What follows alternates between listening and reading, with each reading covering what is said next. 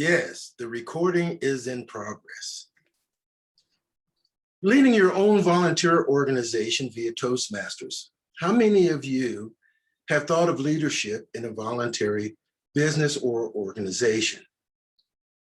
Okay, just a couple of hands, just a couple. Okay, so leadership can be any part of the organization in which you have people that are following you. That's the way I look at leadership. Toastmasters program was pretty awesome in helping me reflect on things that I had done for my nonprofit organization. So today, I'm going to give you some of my strategies and in 3 steps. I've always learned that 3 steps is what you need. And I'm trying to coordinate here. So we'll start with step 1.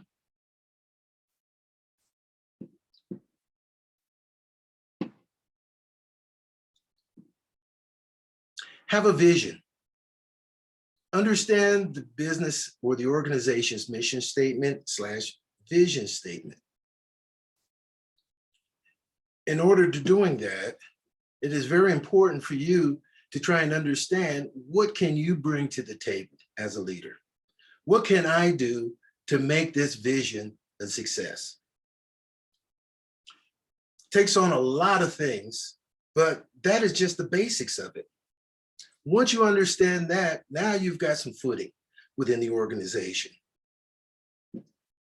And as we know in a harbinger phase, footing is very, very important. Step 2.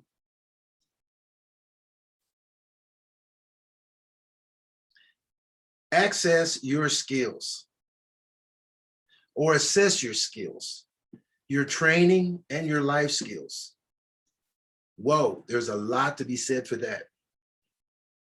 Coming from a military background, I started my first leadership class in 1977. It was an NCO Academy for Combat Arms, how to lead people into combat. Wow, that was something.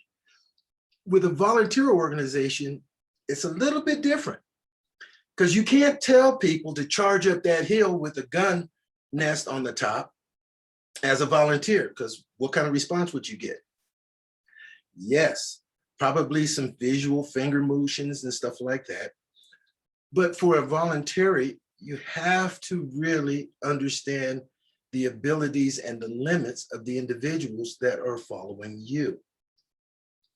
What I found with this was to continue education. For me, as a leader, as an NCO, in 21 years of military service, I've always found it easier to lead by example. So I did a lot of training in different areas of my organization that was needed, just so that I had a foundation of understanding what was required by the people that I was bringing on board or the people that we already had. Number 3.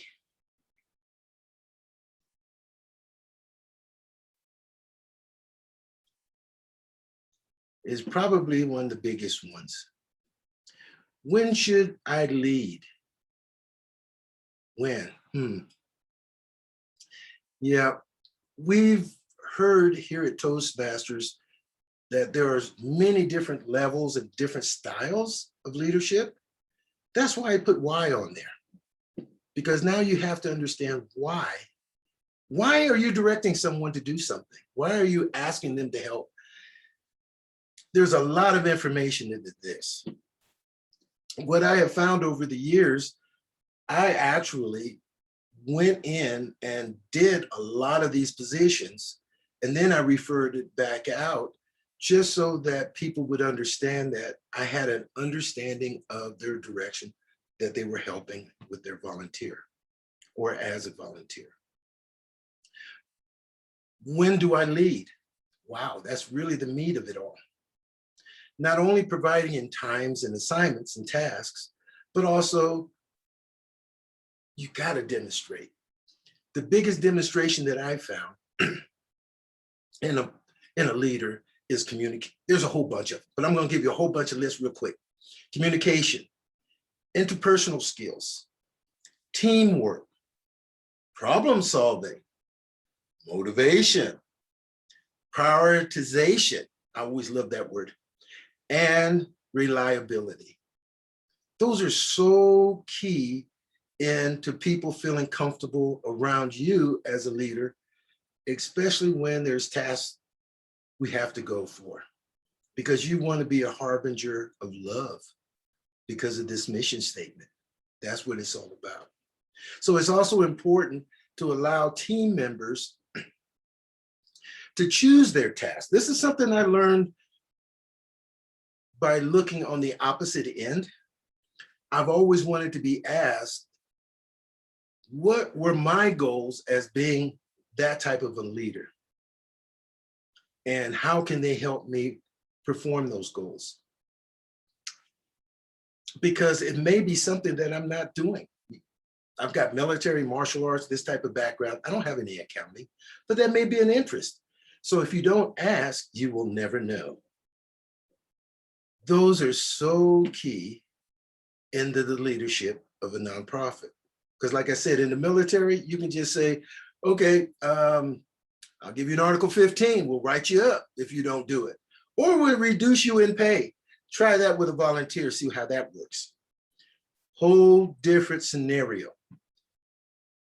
So I do want to leave you with this, because to me, this is the question that every leader needs to ask themselves. Am I a leader? Or am I a good leader? Or, dun, dun, dun, dun, am I a great leader? Because we have to have goals also, just not leading people, but how to become better. As I've always liked to say, since I've joined this club, mo better, mo better, mo better. Back to you, Toastmaster.